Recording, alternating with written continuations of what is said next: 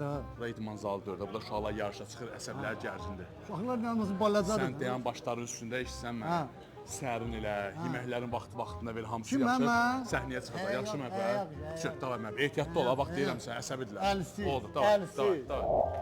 Buna da prigalka rezinindən məşq eləyirsən. Bir də buna bax, şortika zada bax hə. Geçişinlə məşq. Yaxşı. Hə, buna da uşaq da yığılsan başına. Gedişinlə məşq olur. Qardaş, evdə imkan yoxdur məşq eləməyə. Geçişinlə məşq olur. Yaxşı, səsin də yoğun yerinə nəfis salır.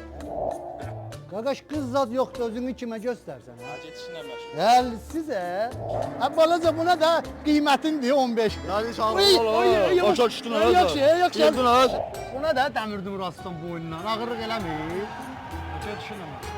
Yaxşı, lütdə soyunubsan burada zamadınızda şort qılır. Ayıbdır, zamadan anaşı başda var. Bu dəqiqə səni burada lümbəli soyundurar. Kimə onu demirlər, eləyirlər, ona ürək lazım. Başı, qırağa dur, mən səni qoyacağım, hə? Əli sən.